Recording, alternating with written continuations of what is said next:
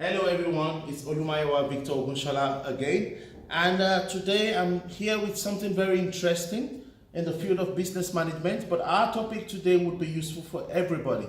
Are you a student? Are you an entrepreneur? Are you working in a business organization anywhere in the world? Today's video will be useful for you. This is because today we are talking about team dynamics.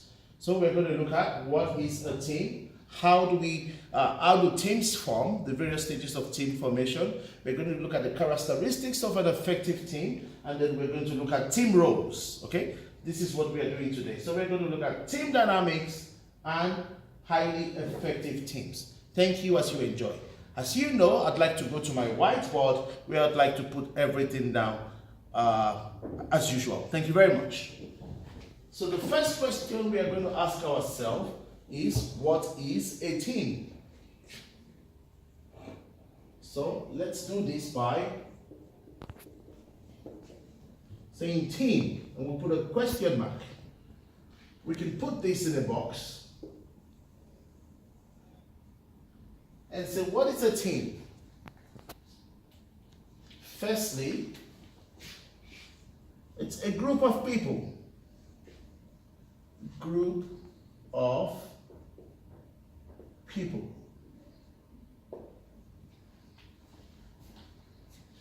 This group of people have complementary skills, okay?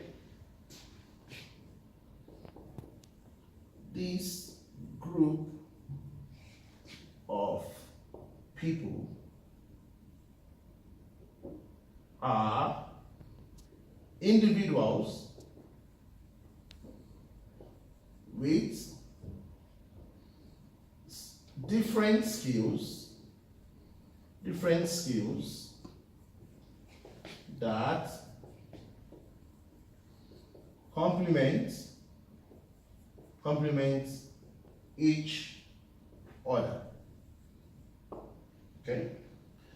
Lastly, it would be right for us to say that they are all a team because they want to achieve a common goal. Okay? They all want to complete a task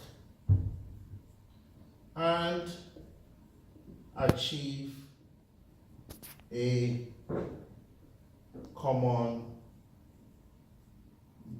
goal. Lovely jubbly. Let's look at this then.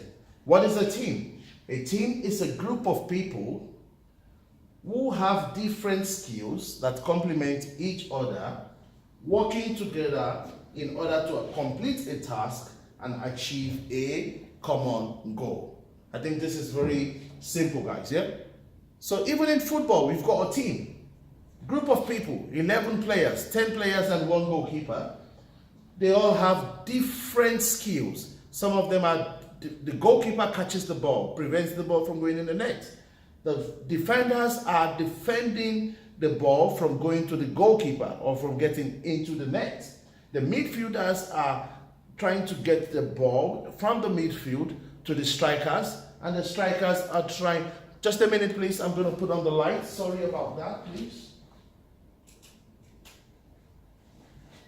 Very sorry for that interruption. We are back now. So I was saying that a team can be a group of people and they are working together with their different skills. So these different skills complement each other, and they are doing all this because they want to complete a task and achieve a common goal. And I was using the example of a football team. Football team is a group of people, actually 10 players and one goalkeeper. And they've all got different skills, and these skills complement each other. The goalkeeper is in the goalpost, preventing the ball from going in the net. The defenders are preventing the ball from getting to the goalkeeper at all. The midfielders are getting the ball and playing the ball, passing the ball to the strikers, and the strikers are trying to score a goal. And that explains what a team is. A group of people, they all have different skills, and they make sure that these skills complement each other because they want to complete a task and, most importantly, achieve a goal. Thank you very much. Now we are going to go into the next topic, which is team formation. How do teams form? So I'm going to clean that off.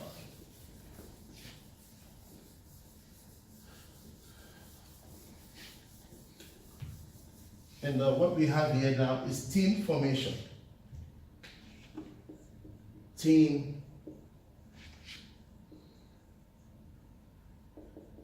formation. Talking about this, we're going to talk about team formation from Tuckman and Jensen. Okay? Tuckman and Jensen. Team formation by Tuckman and Jensen. They say the very first part of team formation is called forming. I'm going to put that down. So we have forming, and they say the next part of team formation is what is known as storming.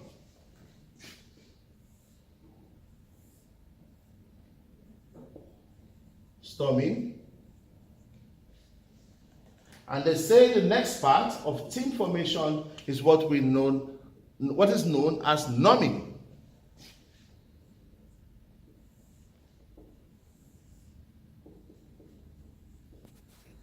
Numbing.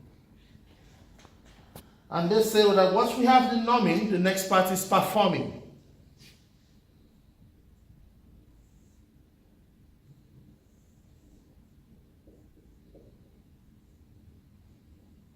Performing. And we have the very last part of team formation, which is known as adjourning.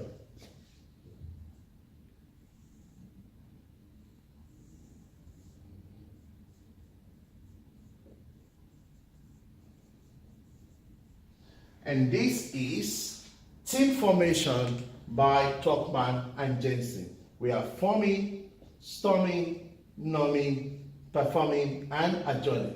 Let's look at them one after the other. So when teams form, the first thing that happens is forming. This is when team members come together and the team is beginning to take shape. So nobody knows each other. We all meet each other and say, my name is Victor. Oh, you're Michael. Oh, Sarah, nice to meet you. Oh, Debbie. Oh, it's nice to meet you. So forming. Everybody comes and we all try to know each other. That's what happens at forming. The next stage is storming.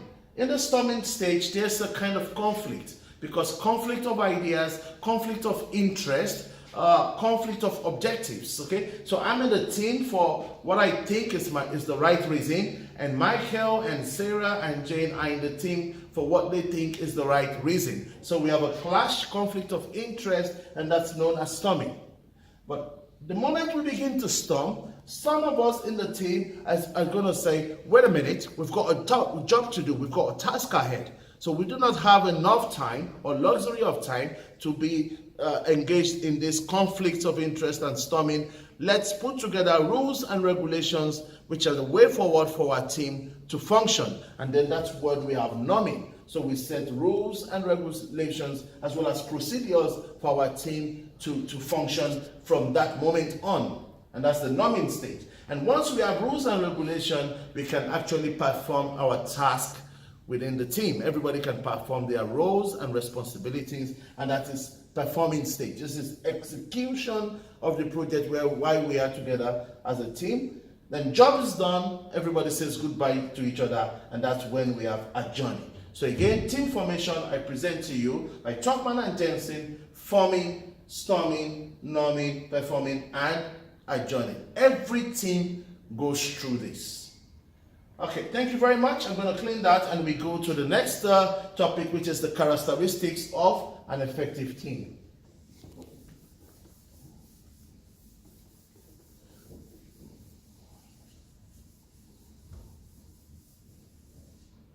So we'll just put that there.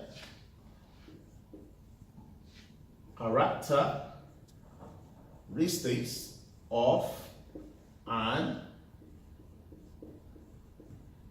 effective team. First, I'd like to say that for you to know that a team is effective, there will be a leader. So an effective team has shared leadership, okay? So we can say shared leadership, which is acceptable by every team member. One thing again that we should mention when we talk about effective teams characteristic is that there's a shared vision. There's a vision, and that vision is shared. Shared vision. We can as well say that effective teams have the culture of learning. So we would talk about lifelong learning, okay? Lifelong learning. They always want to learn so that the team can function better. Something about effective teams as well is that effective teams celebrate diversity and equal opportunities, okay? Celebrates diversity and equal opportunities. Okay? Another characteristics of effective team is that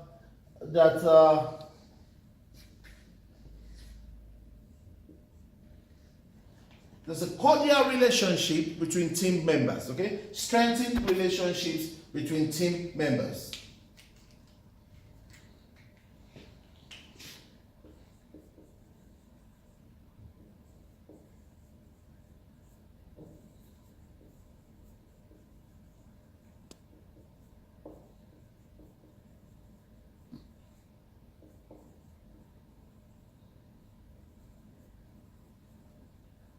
So we have shared leadership. The team celebrates diversity and equal opportunities. Shared vision, lifelong learning, strengthened relationship amongst members. What can we have again? Characteristics of an effective team. Characteristics of an effective team. We can talk about maybe structure. Okay, so structure. So there's a well laid down structure that everybody understands. Yeah. Well laid down structure. So everybody knows about their roles and responsibilities. Yeah. Everybody knows about their roles and responsibilities. So if you look on the board, what we have here are some of the characteristics of an effective team. Okay. Okay. Of course, they are goal oriented. That we must have that. Effective teams are goal oriented. Okay. Goal oriented. Goal oriented. Okay. So these are some of the characteristics of an effective team. Well laid down structure, lifelong learning, strengthened relationship amongst team members, shared vision, they celebrate diversity and equal opportunities, shared leadership, and they are goal oriented. Thank you very much. We talk about the last thing for this particular video on team dynamics, and we are now going to talk about Belbin team roles. To have an effective team, we have some team roles. And I'm going to write that out. For a team to be effective, according to Belbin, there are 9 roles that must be found in that team. So first of all, I put it there on the board. So let's talk about team roles, yeah? And this is by Belbin, yeah? By Belbin. Some of the roles are action oriented. I'll mention them in a minute. Some of them are people oriented. and some of them are thoughts oriented. I'll write them out and then I'll explain them, please. For the action oriented roles, some of them will be the shapers. Some of them will be the implementers. These are action guys, implementers. And some of them would be the completers, or shall we say finishers. Okay? For the people-oriented role, okay, some of them will be the team workers. Okay, some of them will be the team workers, some of them will be the resource investigators.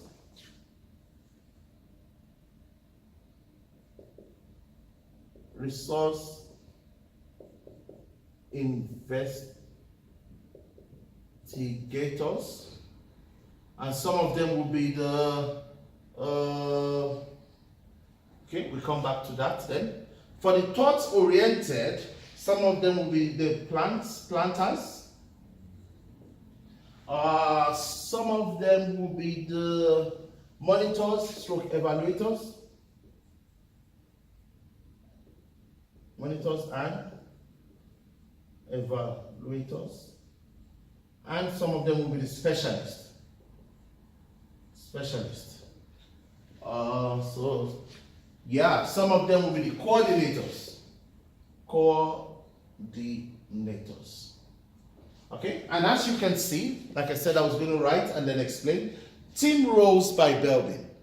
If a team is set to be effective, that team will have these 9 roles embedded in the team. Okay, some members of the team will be action-oriented people. Okay, so these action-oriented people would be the shapers. They like to see what are the procedures, what are the processes that will follow within the team. Some of them will be the implementers. They are the action guys. Okay, let's have a meeting. After the meeting, let's get to work. Implementers. Some of them are the completers and the finishers. Action-oriented guys, and these completers and finishers are making sure that work is done and work is delivered as at when it should be delivered. Some team members, according to Belbin, will be people-oriented. These are the guys that ensure teamwork. Okay, guys, let's come together. They ensure teamwork. And these are the guys that get all the resources that we need in the team together. Also, these are the guys who coordinates the efforts and the activities within the team. And these guys are people-oriented. And lastly, we have thought-oriented as part of the Belbin's team rules. And these guys are the planters. These guys initiate ideas. These guys are innovative. Okay? And some of the thought-oriented team members will be the monitors, stroke evaluators. So as we work on the particular project within the team, these guys are helping us to keep account of every activity going on. And then lastly, we have the specialists. And these specialists are the experts. And they are the guys that will tell us, oh, this is not right. We are deviating from standards. So for these guys, they ensure that we are working with and complying with the appropriate standards. Okay? And this is team roles by Belbin. 9 team roles by Belbin. Action-oriented guys are the shapers, the implementers, and the completers. Okay, people-oriented guys are the coordinators, the team workers, and the resource investigators. And the thought-oriented guys are the planters, the monitors, stroke evaluators, and the specialists. So Belbin team roles. You can rewind this video to any part of the video to understand exactly what I have said at each particular time. Thank you very much. So I use this opportunity to encourage us as students. We have group assignments, and then when we have to work in a team, at work we have different projects, and within these projects we have to work in a team. And if we even sometimes when we organize parties or we organize things within the family, we have to work within a team. So let's try as much as possible to make sure that the teams that we find ourselves working in can be described as highly effective teams. Thank you very much. I hope you have enjoyed this video. Thank you. You know that I will not go until I talk about my passion for Africa, and that's why I always say that Africa must develop. So are you an African in any part of the world? Please keep doing something towards African unity, and keep doing something that will promote development of the African continent. Thank you very much. So I like to get feedback from you guys. If you enjoyed this video, please go on YouTube and give it a thumbs up. Do you have a suggestion for me on how to make a better video? You can send me an email at Delta Mango Alpha Yankee Oscar Romeo 4 umbrella @gmail.com. That's dmail for you @gmail.com. So I like to say in English language, thank you very much. I like to say in Dutch language, thank you well. And as a Yoruba gentleman from Nigeria, West Africa, I like to say Esheo. Bye.